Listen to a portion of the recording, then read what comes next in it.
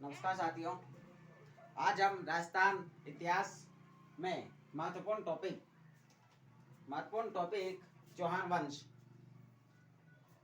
या फिर राजस्थान में कितने ही वंश हुए, जैसे कि मेवाड़ में सिसोदिया वंश, मारवाड़ में राठौड़ वंश, जयपुर में कछवाहा वंश।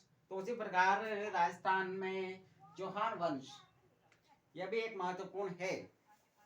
इस चौहान वंश से कितनी बार हमारे प्रश्न पूछ लिए गए हैं। पृथ्वीराज चौहान से पूछ लिए गए हैं या फिर हम्मीर चौहान से पूछ लिए गए हैं।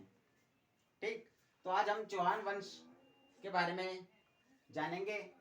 तो चौहानों की उत्पत्ति एकदम बेसिक से हम ये टॉपिक लेकर चल रहे हैं। तो चौहानों की उत्पत्ति के सिद्धांत। तो चौहानों की उत्पत्ति अचलेश्वर शिलालेख के अनुसार चौहान क्या थे? चंद्रवंशी। चौहान क्या है? चंद्रवंशी है। अचलेश्वर शिलालेख के अनुसार चौहान चंद्रवंशी है। और डॉक्टर दशरथ शर्मा ये एक इतिहासकार है और इनके अनुसार चौहान क्या है? चौहानों की उत्पत्ति ब्राह्मणों से हुई। डॉक्टर दशरथ शर्मा ये इतिहासकार है और इनके अनुसार ब्राह्मणों से चौहानों की उत्पत्ति हुई। ठीक, फिर आगे चलते हैं नयन चंद्र सूरी और जयानक भट्ट। ये भी इनके अनुसार चौहान सूर्यवंशी है। कौन? नयन चंद्र सूरी और जयानक भट्ट, इन दोनों के अनुसार चौहान सूर्यवंशी है। कर्नल जेम्स टॉड ये भी एक इतिहासकार है और राजस्थान के भूगोल इतिहास की जानकारी इन्होंने बहुत अच्छी तरह दी है। तो इनके अनुसार चौहान विदेशी हैं। कौन? Colonel James Tod. इनके अनुसार चौहान विदेशी हैं।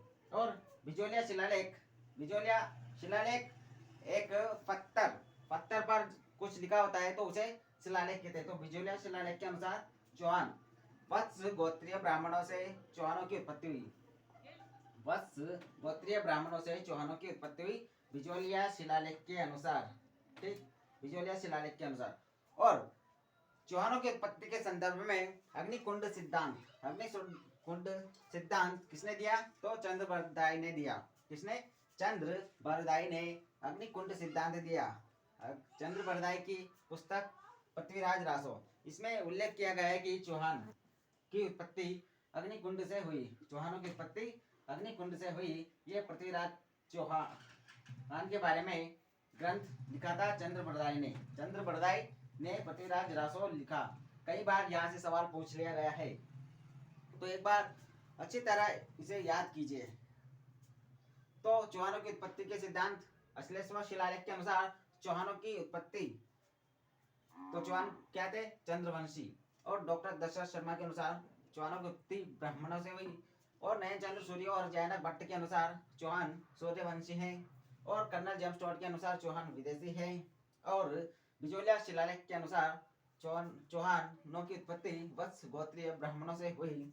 और अग्निकुंड सिद्धांत किसने दिया? तो पृथ्वीराज रासो के अनुसार चंद्रबरदाई ने अग्निकुंड सिद्धांत दिया। कितनी बार यह पूछ लिया गया है। तो चौहानों की उत्पत्ति के सिद्धांत एकदम याद कीजिए, क्योंकि कई बार उत्पत्ति से हमारे क्वेश्चन पूछे जा चुके हैं। ठीक, तो लिखिए इसे कॉपी में।